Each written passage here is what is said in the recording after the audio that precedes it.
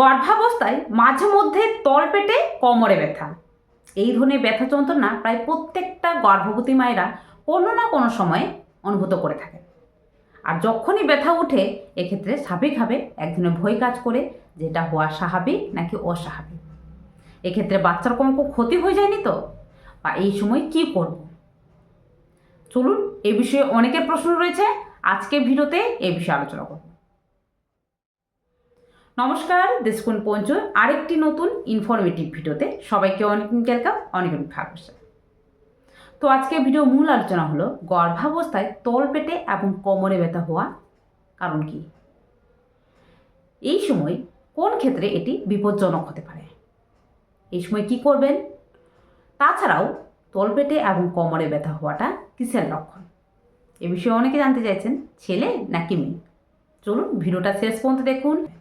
শেষের দিকে থাকবে বিশেষ কিছু টিপস, যেটা কিন্তু আপনার জন্য প্রেগনেন্সির ক্ষেত্রে অনেকটাই হেল্পফুল হবে। তো অবশ্যই শেষ পর্যন্ত দেখুন, এবং ভিডিওটা ভালো লাগলে, ইনফরমেটিভ মনে হলে একটা লাইক করবেন।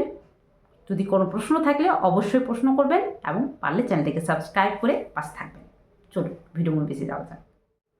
তো সাধারণত গর্ভাবস্থায় তলপেটে এবং কোমরে ব্যথা ঠিক কেমন ধরনের হয়ে থাকে?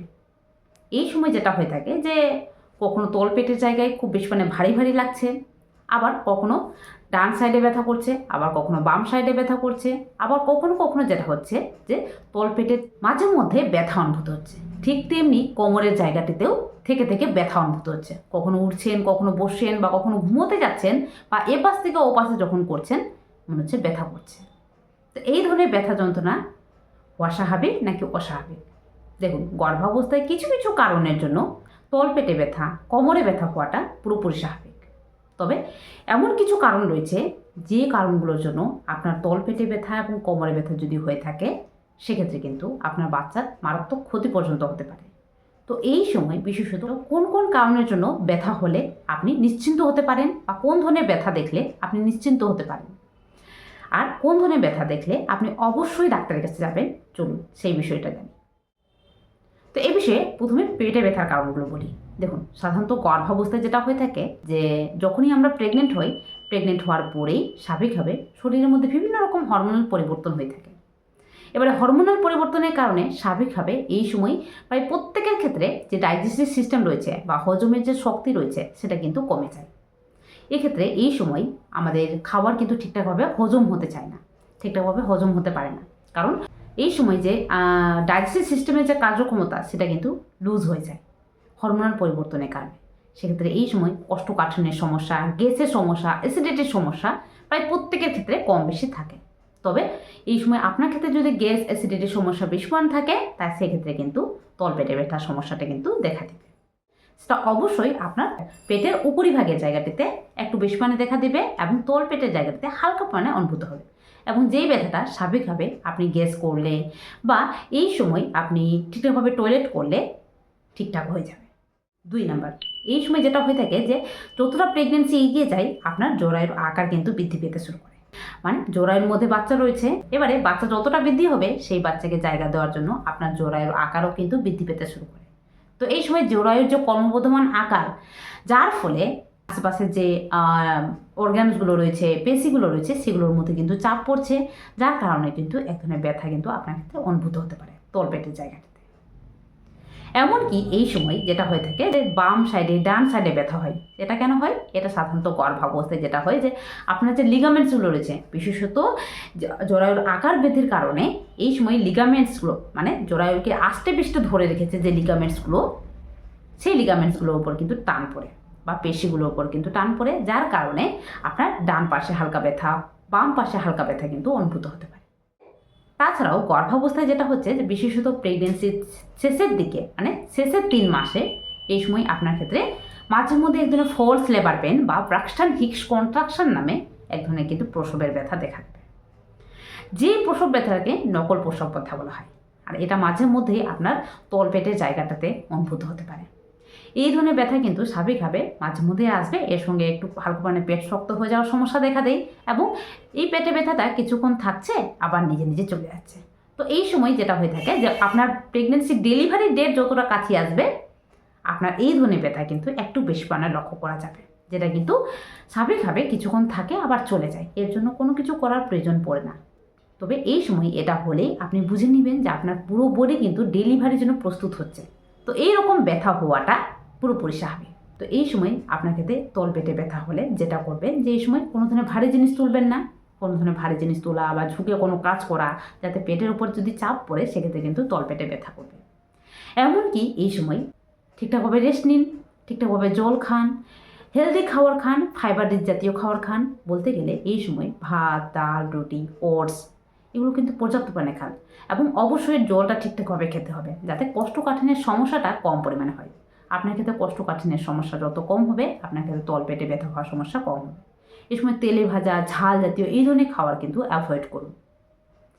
এই সময় পারলে কিছু এক্সারসাইজ করুন এবং অবশ্যই হাঁটাচলা করুন যাতে আপনার ক্ষেত্রে এই ধরনের ব্যথা যন্ত্রণা কম পরিমাণে হয়ে থাকে। এবারে আসি কোমরে ব্যথা। দেখুন, গর্ভাবস্থায় কোমরে ব্যথা হওয়ার পিছনে বিশেষ কিছু কারণ রয়েছে। যেমন গর্ভাবস্থা হরমোনাল পরিবর্তন। বিশেষত গর্ভাবস্থায় প্রত্যেকের ক্ষেত্রে এক ধরনের রিল্যাক্সিন নামক হরমোন ক্ষরিত হয়। আর এই রিল্যাক্সিন নামক হরমোনটা যেটা করে যে আমাদের যে পেলভিক এরিয়ার যে মাসলগুলো রয়েছে, যে পেশিগুলো রয়েছে সেগুলোকে কিন্তু শিথিল করে দেয় বা দুর্বল করে দেয়, যার কারণে আপনার ক্ষেত্রে কোমরে ব্যথা হওয়ার সমস্যা কিন্তু দেখা দেবে। প্রেগনেন্সির সেকেন্ড ট্রাইমেস্টার থেকেই কিন্তু প্রায় বেশিরভাগ জনের ক্ষেত্রে কম বেশি তলপেটে ব্যথা কিন্তু দেখা দিয়ে থাকে, যেটা কিন্তু প্রেগনেন্সির থার্ড ট্রাইমেস্টারে একটু বেশি পানা হয়ে থাকে। তাছাড়াও আপনার প্রেগনেন্সি যতটা এগিয়ে যাচ্ছে বাচ্চার আকার বৃদ্ধি পাচ্ছে, পেটের আকার বৃদ্ধি পাচ্ছে, পেটের সামনের দিকে ওজন বৃদ্ধির কারণে আপনার ক্ষেত্রে স্বাভাবিকভাবে কোমরের উপর চাপ পড়ছে, যার কারণে কিন্তু এক ধরনের ব্যথা অনুভূত হবে। এমনকি এই সময় যে হাঁটা চলার যে ধরন সেটাও কিন্তু চেঞ্জ হয়ে যায়। প্রেগনেন্সির এই সময় মানে প্রেগনেন্সির 9 নম্বর মাসে 8 নম্বর মাসে যেটা হয় যে পেটের আকার বৃদ্ধির কারণে অনেকে কিন্তু সামনের দিকে এগিয়ে হাঁটেন। এবারে আপনি যদি সামনের দিকে এগিয়ে হাঁটেন সেক্ষেত্রে যেটা হবে যে আপনার মেরুদণ্ডের উপর চাপ পড়ছে, মেরুদণ্ড কিন্তু বেঁকে যাচ্ছে। এই বেঁকে যাওয়ার কারণেও আপনার ক্ষেত্রে কোমরে ব্যথা কিন্তু একটু বেশি দেখা দেবে। এমনকি এই সময় উঠা বসা বা হাঁটা চলার যে ধরন সেটা যদি ঠিকঠাক না থাকে, মানে আপনি যদি হুটহাট করে উঠা বসা করেন, হুটহাট করে আপনি এপাশ থেকে ওপাশ হন বা বেশিক্ষণ ধরে দাঁড়িয়ে থাকেন, তাহলে কিন্তু কোমরে ব্যথার সমস্যা একটু বেশি দেখা দেবে। তো এই সময় কী করবেন? এই সময় যেটা করবেন যে এই সময় বেশিক্ষণ ধরে দাঁড়িয়ে থাকবেন না, মাঝে মাঝে বসুন, মাঝে মাঝে দাঁড়ান। এই সময় হুটহাট করে পজিশন চেঞ্জ করবেন না বা হুটহাট করে আপনি উঠা বসা করবেন না, মাঝে মাঝে কোনো জিনিস ধরে উঠুন বসুন, এভাবে করবেন, সাবধানে করবেন। তাহলে কিন্তু আপনার ক্ষেত্রে কোমরে ব্যথা কম পরিমাণে হবে। এমনকি এই সময় যেটা বললাম ঠিকঠাকভাবে জল খান, ক্যালসিয়াম জাতীয় খাবার খাচ্ছেন কিনা এটি অবশ্যই খেয়াল রাখুন, কারণ গর্ভাবস্থায় প্রত্যেকটা গর্ভবতী মাকে ডাক্তারবাবুরা ক্যালসিয়াম সাপ্লিমেন্ট দিয়ে থাকেন। সেটা খাওয়ার পাশাপাশি আপনি এই সময় ক্যালসিয়াম রিচ জাতীয় খাবার যেমন দুধ, ডিম, কলা এগুলো অবশ্যই খান। দুধ না পারলে পনির খান, দই খান, যাতে আপনার ক্ষেত্রে ক্যালসিয়ামের চাহিদা পূরণ থাকে। ক্যালসিয়ামের ঘাটতি হলে কোমরে ব্যথা বেশ পরিমাণে হবে। এই সময় কোমরে হালকা পানি একটু মাসাজ নিতে পারেন, অবশ্যই বসে কেউ একটা মাসাজ দিয়ে দিন। আর এই সময় অবশ্যই হালকা একটু উষুম জলে সেঁক নিয়ে নিতে পারেন। উষুম জলে সেঁক নিলে কোমরে ব্যথা অনেকটাই কমে যেতে পারে। তবে ভুলেও পেটে দিবেন না, পেটে কিন্তু গরম জলে সেঁক দিতে যাবেন না, এক্ষেত্রে বাচ্চার ক্ষতি হতে পারে। আপনার ক্ষেত্রে তলপেটে ব্যথা করছে সেক্ষেত্রে হালকা উষুম গরম পানি দিয়ে আপনি স্নান করতে পারেন, তবে গরম জলে সেঁক ভুলেও দিবেন না, এটা কিন্তু বাচ্চার মারাত্মক ক্ষতির কারণ। এবারে এই সময় আপনি পারলে কিছু ব্যায়াম করুন, যোগ ব্যায়াম, যেটা কিন্তু অবশ্যই আপনার ডাক্তারবাবু পরামর্শ করবেন। আপনার ক্ষেত্রে কোন ব্যায়াম প্রযোজ্য সেটা কিন্তু আপনার ডাক্তারবাবু ভালোভাবে জানেন। তো এই বিশেষ জিনিসটা খেয়াল রাখবেন। এই সময় ঠিকঠাকভাবে জল খাওয়া যেটা বললাম, আর তার সঙ্গে সঙ্গে হেলদি খাবার খাওয়া, বিশ্রাম নেওয়া, এই জিনিসগুলো খেয়াল রাখতে হবে। হিল জাতীয় কোনো জুতো যেগুলো কিন্তু অ্যাভয়েড করতে হবে। এই সময় ফ্ল্যাট জুতো পরুন যাতে আপনার কোমরের উপর যাতে চাপ না পড়ে। আপনার পায়ের উপর চাপ পড়লো মানে কোমরের উপর চাপ পড়লো, ঝুঁকে কোনো কাজ করা বা বেশিক্ষণ ধরে দাঁড়িয়ে থাকা এগুলো অ্যাভয়েড করুন, আগেই বলেছি। তো এই বিশেষ জিনিস খেয়াল রাখবেন। এবারে আসি মূল বিষয়, সেটা হলো গর্ভাবস্থায় আপনার ক্ষেত্রে তলপেটে বা কোমরে ব্যথা হলে কোন ক্ষেত্রে অবশ্যই ডাক্তারের কাছে যাবেন দেরি না করে। দেখুন, প্রথমত আপনার ক্ষেত্রে একটানা তলপেটে ব্যথা বা কোমরে ব্যথা হচ্ছে, যেটা কিন্তু কোনো মতে ছুটছে না, সহ্যও করা যাচ্ছে না, দেরি না করে ডাক্তারের কাছে যাবেন। 2 নাম্বার, এই সময় আপনার ক্ষেত্রে যদি কোনো ধরনের রক্তপাত বা ব্লিডিং হয়ে থাকে, মানে জনিপথ থেকে কোনো ধরনের রক্তক্ষরণ হচ্ছে, অবশ্যই ডাক্তারের কাছে যাবেন। 3 নাম্বার, অথবা আপনার ক্ষেত্রে জনিপথ থেকে কোনো ধরনের তরল নির্গত হচ্ছে বা কোনো ধরনের ওয়াটার লিকেজ হচ্ছে, এই সময়ও দেরি না করে ডাক্তারের কাছে যাবেন। এমনকি এই সময় আপনার ক্ষেত্রে যদি কোনো ধরনের জ্বর অনুভূত হয় বা গা হাত পা খুব বেশি গরম লাগছে, জ্বর লাগছে, সেক্ষেত্রেও ডাক্তারের কাছে যাবেন। এই সময় বাচ্চার নড়াচড়া কমে গেছে বা খুব বেশি পেট শক্ত হচ্ছে, বারে বারে পেট শক্ত হচ্ছে, সেই ক্ষেত্রেও দেরি না করে ডাক্তারের কাছে যাবেন। এই সমস্ত লক্ষণ কিন্তু আপনার বাচ্চার ক্ষতি হওয়ার কারণ বা প্রেগন্যান্সির ক্ষতি হওয়ার কারণ বা সময়ের আগে ডেলিভারি হওয়ার কারণ।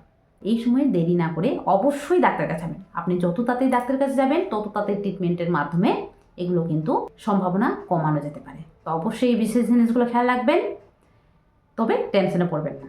গর্ভাবস্থায় এইসব কারণ ছাড়া আপনার ক্ষেত্রে কোমরে ব্যথা, তলপেটে ব্যথা হওয়াটা পুরোপুরি স্বাভাবিক। বিশেষত প্রেগনেন্সি শেষের দিকে যাদের ক্ষেত্রে প্রেগনেন্সি 7, 8, 9 নম্বর মাস চলছে, তাদের ক্ষেত্রে এই ধরনের ব্যথা কিন্তু একটু বেশ অনুভূত হবে। এটা হওয়া মানে স্বাভাবিকভাবে আপনার ক্ষেত্রে নর্মাল ডেলিভারি হওয়ার প্রসেসটা কিন্তু শুরু হয়েছে। সেক্ষেত্রে এই সময় আপনার ক্ষেত্রে মাঝে মধ্যে তলপেটে ব্যথা, কোমরে ব্যথা হওয়ার সমস্যা কিন্তু দেখা দেবে, যেটা পুরোপুরি স্বাভাবিক। এবারে আসি মোস্ট ইম্পর্টেন্ট একটা প্রশ্ন, সেটা হলো এটা হওয়া কিসের লক্ষণ, মানে গর্ভাবস্থায় তলপেটে এবং কোমরে ব্যথা হওয়াটা কিসের লক্ষণ, ছেলে নাকি মেয়ে? সাধারণত যেটা বলা হয় যে গর্ভাবস্থায় যদি আপনার ক্ষেত্রে তলপেটে ব্যথা খুব বেশি হয়ে থাকে, তাহলে এটা কিন্তু ছেলে সন্তান হওয়ার লক্ষণ। আর যদি কোমরে ব্যথা খুব বেশি হয়ে থাকে, তাহলে এটা কিন্তু মেয়ে সন্তান হওয়ার লক্ষণ। তবে এটা কিন্তু অনেকের ক্ষেত্রে মিলে যায়, যেটা কিন্তু অনেকের ক্ষেত্রে দেখা দিয়েছে। তবে এগুলো শুধুমাত্র একটা মিথ, মানে আমাদের দিদা কাকিমারা দীর্ঘদিনের এক্সপিরিয়েন্স অনুযায়ী অনেককে বলতেন যেটা অনেকের ক্ষেত্রে মিলে যেত, আবার অনেকের ক্ষেত্রে মিলতও না। তো অবশ্যই এগুলো কিন্তু বৈজ্ঞানিক কোনো রকম ভিত্তি নেই বা কোনো রকম যুক্তি নেই। তার জন্য এই সময় আপনার ক্ষেত্রে তলপেটে ব্যথা হোক বা কোমরে ব্যথা হোক, যেটাই হোক, এই সময় হালকা হলে টেনশনে পড়বেন না। যদি খুব বেশি হয় বা তার সঙ্গে যে লক্ষণগুলো বললাম সেই লক্ষণগুলো দেখা দেয়, সেক্ষেত্রে দেরি না করে ডাক্তারের কাছে যাবেন। তো আজকে ভিডিওতে কী জানলাম, দেখুন গর্ভাবস্থায় কোমরে ব্যথা, তলপেটে ব্যথা হওয়াটা পুরোপুরি স্বাভাবিক, যেটা কিন্তু প্রেগনেন্সির যে কোনো সময় দেখা দিতে পারে। তো এই সময় ঠিকঠাকভাবে হাঁটাচলা করুন, ঠিকঠাকভাবে উঠা বসা করুন, ঠিকঠাকভাবে জল খান, হেলদি খাবার খান, নিজেকে এই সময় অ্যাক্টিভ রাখুন বা হাঁটাচলা করুন, পারলে কিছু ব্যায়াম করুন। আপনার ক্ষেত্রে এই ধরনের ব্যথা যন্ত্রণা কম পরিমাণে হবে। কিন্তু ভুলেও এই সময় কোনো দিন চিন্তা টেনশন করবেন না। চিন্তা টেনশন করলেও অনেক সময় এই ধরনের ব্যথা যন্ত্রণা একটু বেশি পরিমাণে দেখা দিয়ে থাকে। তবে যে লক্ষণগুলো দেখলে অবশ্যই ডাক্তারের কাছে যাবেন, আশা করি বুঝতে পেরেছেন। তবে এই ধরনের ব্যথা যন্ত্রণা দেখে আপনার ছেলে হবে নাকি মেয়ে, এটা জানা কোনো মতেই সম্ভব না। তো অবশ্যই নিশ্চিন্তে থাকুন এবং হেলদি থাকুন, ভালো থাকুন। চলুন আজকে ভিডিওটা এই পর্যন্ত। ভিডিওটা কেমন লাগলো কমেন্ট বক্সে জানাবেন। ভালো লাগলে অবশ্যই বেশি বেশি করে শেয়ার করুন। দেখা হবে আরেকটি নতুন ভিডিওতে। আজকের জন্য টাটা।